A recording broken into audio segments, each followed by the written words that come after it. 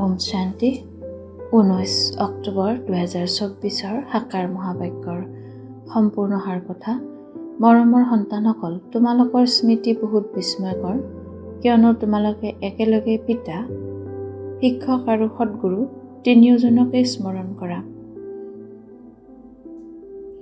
প্ৰশ্ন: কোনো সন্তানক মায়াই যেতিয়া দাম্ভিক কৰি তোলে, তেতিয়া কোনটো কথাক আওকাণ কৰে? উত্তৰ: দাম্ভিক সন্তান দেহ অভিমানত আহি মুৰুলীক আওকাণ কৰে। প্ৰবাদ আছে নহয়, নিগনিয়ে এটুকুৰা হালধি পালে এনেকৈ বুজি ল'লে মই বেপাৰী। বহুত সন্তান আছে যিয়ে মুৰুলী নপঢ়ে, কৈ দিয়ে আমাৰতো পোনপটীয়াকৈ শিৱ বাবাৰ লগত সম্পৰ্ক আছে। বাবাই কয়, সন্তানসকল, মুৰুলীততো নতুন নতুন কথা ওলায়, সেইবাবে মুৰুলী কেতিয়াও ক্ষতি কৰিব নালাগে। ইয়াৰ প্ৰতি যাতে বহুত মনোযোগ থাকে।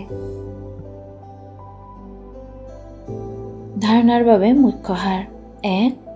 বিনাশী নিচা ত্যাগ কৰি অলৌকিক নিচাত থাকিব লাগে, যে মই এতিয়া একেবাৰে মূল্যহীনৰ পৰা অতিকৈ মূল্যৱান হৈ আছোঁ। স্বয়ং ভগৱানে আমাক পঢ়ায়, আমাৰ পঢ়া অসাধাৰণ। 2. আস্তিক হৈ পিতাক প্ৰত্যক্ষ কৰোৱাৰ সেৱা কৰিব লাগে। কেতিয়াও দাম্ভিক হৈ মুৰুলী ক্ষতি কৰিব নালাগে। বৰদান: পবিত্ৰতাৰ আধাৰত সদায় শ্ৰেষ্ঠ কৰ্ম কৰোঁতা পূজ্য আত্মা হোৱা।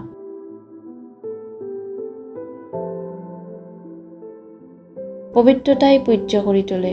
পূজ্য তেওঁৱেই হয় যিয়ে সদায় শ্ৰেষ্ঠ কৰ্ম কৰে।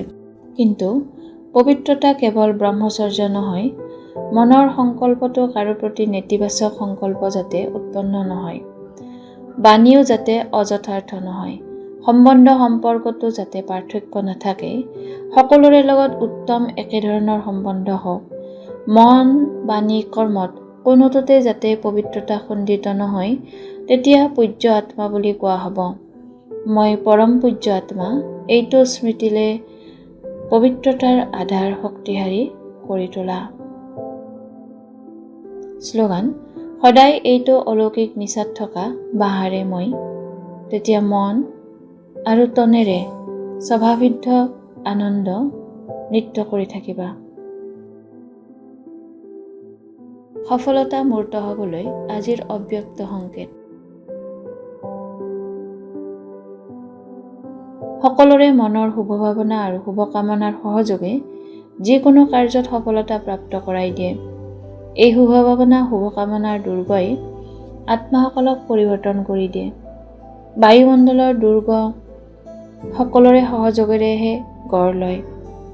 ঈশ্বৰীয় স্নেহৰ সূত্ৰ এধাৰী হ'লে তেতিয়া অনেক বিচাৰধাৰা হোৱা সত্ত্বেও সহযোগী হোৱাৰ বিচাৰ উৎপন্ন হৈ যায়। ওম শান্তি।